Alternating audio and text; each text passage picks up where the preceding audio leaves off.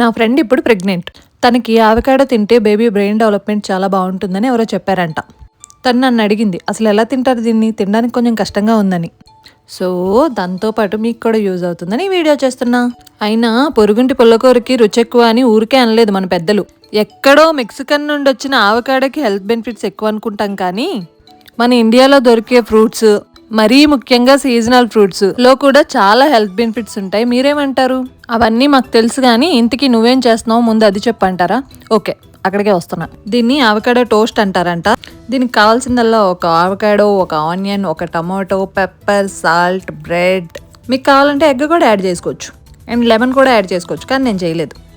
ఆవకాడోని బాగా స్మాష్ చేసి అందులో సన్నగా తరిగిన ఆనియన్స్ అండ్ టమాటాని వేసేయాలి. దానిలో కొంచెం పెప్పర్ అండ్ సాల్ట్ వేసి బాగా మిక్స్ చేసేయాలి. లెమన్ యాడ్ చేసుకోవడం చేసుకోకపోవడం మీ ఇష్టం. దాన్ని పక్కన పెట్టి ఇప్పుడు గ్యాస్ పై పెన్నం పెట్టి నేను నెయ్యి యాడ్ చేసుకున్నా, ఆయిల్ అయినా ఓకే. దాని మీద బ్రెడ్ కొంచెం కాలనియాలి. మీ పెన్నం ఏంది అంత పాతగా ఉంది అని మాత్రం అడగొద్దు. ఇప్పుడు ఈ వీడియో కోసం కొత్త కొనమంటే మాత్రం తప్పేలా ఇచ్చుకు కొడతారు మా ఇంట్లో వాళ్ళు. మీకు తెలియనిదేముంది మన మధ్యతరగతి వాళ్ళ ప్రేమలు ఆప్యాయతలు. ఇప్పుడు ఇంకోవైపు ఎగ్ హాఫ్ బాయిల్లో వేసుకొని అందులో ఉప్పు, కారం, పసుపు వేసుకొని అయిపోయాక పక్కన పెట్టుకోవాలి.